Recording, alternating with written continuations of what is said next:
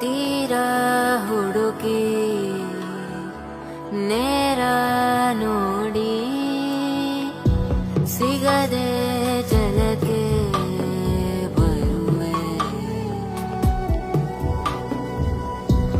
ಏನೋ ತಿರುಳೆ ಕಾಯೋ ಇರುಳೆ ನೀನು ತಿರುಗಿ ಬರದೆ.